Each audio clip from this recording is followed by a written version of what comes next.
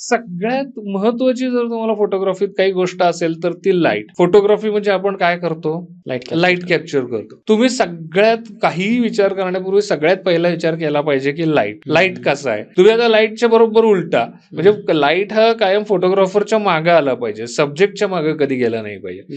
कारण सब्जेक्टच्या मागे गेला की सब्जेक्ट लाईटला ब्लॉक करणार आणि कॅमेरा साईडला शॅडो येणार आणि तुमचं सब्जेक्ट काळा येणार. आपल्याला सवय काय, काढला खिशातनं पटकन कॅमेरा फोन आणि काढली फोटो. काही विचारच आपण करत नाही. तर ती सवय थोडीशी बदलायला पाहिजे. लाईट कसा आहे, तो लाईट आपण क्रिएटिव्हली कसा वापरू शकतो. आता तुम्ही जर भर 12च्या उन्हात फोटो काढले तर एकदम हार्श लाइटिंग असतं आणि माणूस पण वैतागलेला असतो, डोळे असे बारीक होतात, आईज स्क्विंट होतात. त्यामुळे बेसिकली चेहऱ्यावर पण असे त्रासदायक भाव येतात. आता हा काही अट्रॅक्टिव्ह फोटो आहे का? प्रोफेशनलचे फोटो असे असतात का?